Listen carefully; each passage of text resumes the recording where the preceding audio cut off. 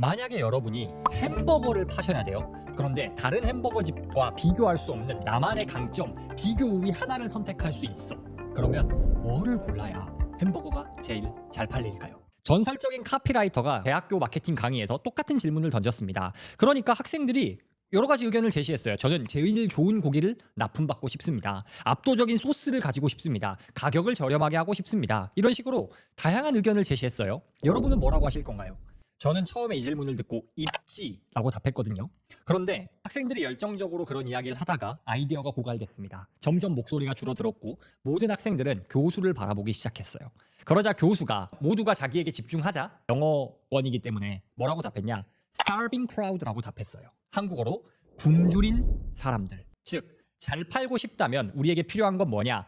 맛도, 입지도, 가격도, 재료가 아니고 굶주린 고객들이라는 겁니다. 똑같은 상품도 어떤 상황에 있는 누구에게 드리는가에 따라서 수요가 달라집니다. 수요가 달라지면 가격도 달라지기 마련이죠. 저는 어릴 때부터 초콜릿, 마카롱, 쿠키 이렇게 좀 단 거 별로 안 좋아했거든요. 지금도 거의 안 먹어요. 싫어합니다. 뭔가 먹으면은 이제 혈당 크러쉬라고 하죠. 혈당 피크 찍는 것 같아서.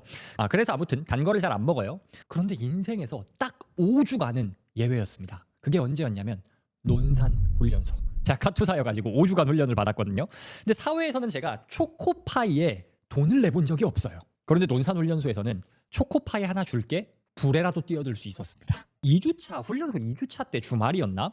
분대장이라고 하죠. 조교가 짐을 뭐 날라야 됐나 봐요. 그래서 저희 소대실에 들어와가지고 야 초코파이 줄 건데 짐 좀 나를 사람 있냐? 했는데 저희 소대원 전원이 손을 들었습니다.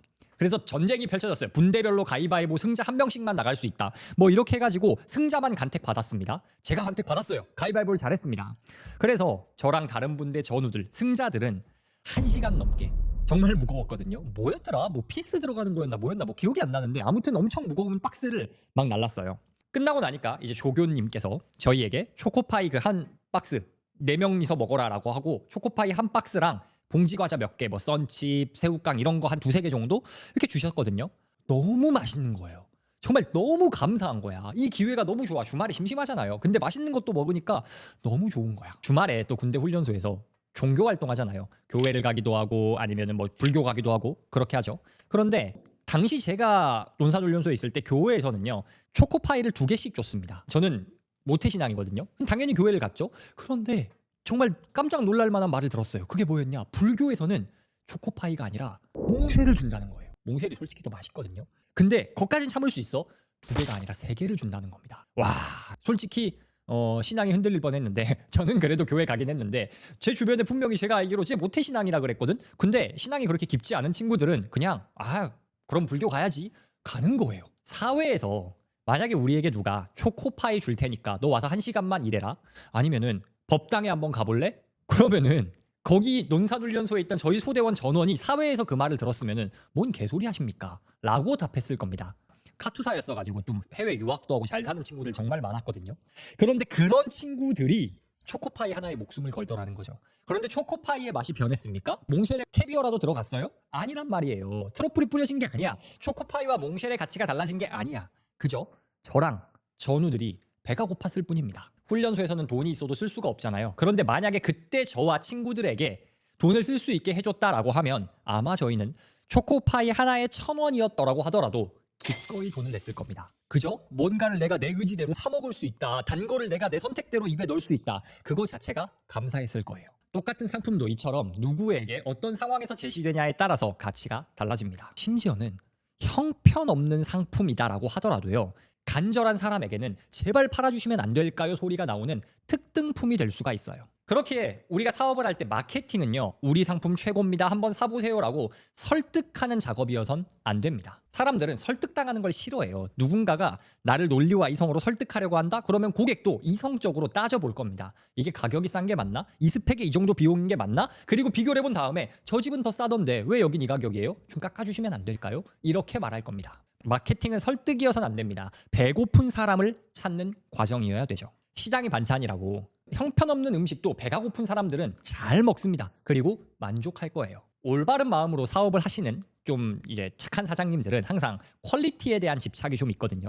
최고의 상품과 서비스를 만들고 싶다. 고객이 정말 만족하고 행복했으면 좋겠다. 좋은 마음이죠. 당연히 그를 위해서 노력해야 됩니다. 그런데 문제는 내 딴에 최고의 가치를 준비해서 제공하는 것과 고객이 와 이거 너무 만족스럽다. 이거 최고다라고 느끼는 건 다른 이야기거든요. 정말 이미 배가 부른 고객에게는요. 미슐랭 3스타 셰프가 음식을 해줘도 뭐 맛있네요. 근데 제가 지금 배가 불러가지고 이 정도 반응이 나올 거예요. 그렇게 잘 팔고 싶다면 고객에게 최고의 가치를 느끼게 하고 싶다면 우리가 점검해야 될 건 내가 뭐를 팔고 있느냐? 이거에 앞서서 나는 누구에게 팔고 있는가를 점검해 봐야 됩니다. 배고픈 사람을 찾아야 돼요. 그들은 내가 설령 똑같은 상품과 서비스를 제공한다 할지라도 타 고객 대비 훨씬 더 만족해 할 겁니다. 그리고 기꺼이 더 큰 비용을 지불할 거예요. 그런데 그렇다고 해서 우리가 논산훈련소에서 햄버거를 팔 수는 없단 말이죠. 팔 수 있으면 너무 좋겠다. 그런데 그렇다면 우리는 어떻게 해야 배고픈 고객들을 만날 수 있을까? 마케팅을 할 때 어떻게 그런 고객을 모을 수 있을까를 생각해 보면 여러 가지 방법이 있겠지만 제가 생각할 때 가장 쉽고 간단한 방법은 좁히기입니다. 타겟을 명확히 좁히라는 거예요. 제가 몇 년 전부터 업무 도구로 노션을 많이 사용하거든요. 노션이 이제 협업 툴로도 많이 사용하다 보니까 회사 안에서도 그리고 클라이언트랑 커뮤니케이션 할 때도 노션 페이지를 많이 사용하곤 합니다. 그런데 노션이 무료 버전으로도 충분히 기능이 좋단 말이에요. 그래서 제가 돈 주고 어떤 노션 템플릿 가계부 템플릿이라든지 독서노트 템플릿이라든지 이런 거 요새 많이 팔잖아요. 제가 한 번도 그걸 사본 적이 없습니다. 그런데 제가 얼마 전에 700만 원짜리 템플릿을 샀어요. 인생 처음 구매한 템플릿이 700만 원짜리예요. 어떤 템플릿이었냐? 동료사들이라는 크리에이터가 판매하시는 비즈노션이라는 서비스였는데 그 노션 템플릿이 뭐라고 타이틀이 잡혀있냐?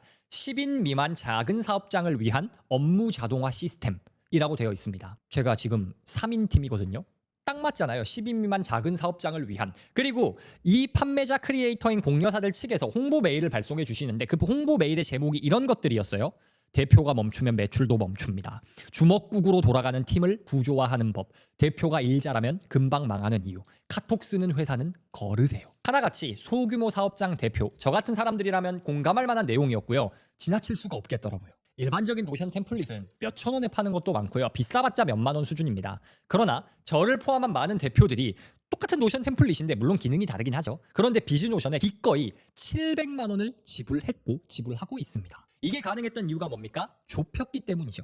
타겟을 좁히고 좁은 타겟의 구체적인 니즈를 건드렸기 때문에 팔린 거죠. 대다수는 그냥 지나칠 겁니다. 뭘 얼마라고? 700만 원? 너무 비싸다. 그런데 그 타겟에 딱 맞는 사람은 얘가 나의 문제 해결 도구로 포지셔닝이 되는 순간 지나칠 수가 없어요. 그 문제 해결에 갈증을 느꼈기 때문입니다. 사막에서 오아시스를 지나쳐갈 사람은 없어요. 제로투원의 저자 피터 틸은 작은 독점을 만들라고 말합니다. 그리고 뭐라고 말하냐? 내가 만약 첫 타겟을 잡았는데 너무 좁게 잡은 거 아니야? 이 생각이 들지 않으면 너무 넓게 잡은 것이라고 말합니다. 좁히면 자세해집니다. 타겟의 문제를 구체적으로 자세히 이야기할수록 그 문제 해결에 목마른 사람들, 배고픈 청중들이 모이게 되어 있습니다. 그렇게 마케팅은 사주세요라고 설득하는 일이어선 안 됩니다. 내 상품의 갈증을 느낄 사람들을 정의하고 그들의 문제를 찌르는 일이어야 하죠. 목마른 사람은 물을 찾기 마련입니다. 2배, 3배, 10배의 가격을 지불하고서라도. 여러분은 어떤 고객에게 판매하고 계십니까? 혹시 목마르지 않고 배고프지 않은 고객에게 어떻게든 팔아보려고 시간과 에너지를 낭비하고 있진 않으십니까? 우리에게 필요한 건 상품을 업데이트하고 혜택을 더 주고 가격을 깎아주고 이게 아니라 배고프고 목마른 사람을 정의하고 그들을 찾아가는 과정입니다. 오늘의 컨텐츠가 유익하셨다면요. 구독, 좋아요, 알람 설정 부탁드리고요. 제가 오늘 내용과 같은 유익한 비즈니스 인사이트를 뉴스레터로 보내드리거든요. 유튜브에 업로드하지 않는 내용도 뉴스레터에서는 공개가 되니까요. 이런 유익한 인사이트 매주 받아보고 싶으신 분들은 고정 댓글에 있는 링크를 클릭해 뉴스레터 신청해 주시면 감사하겠습니다. 영상 시청해 주셔서 감사합니다. 오늘도 행복한 하루 되세요.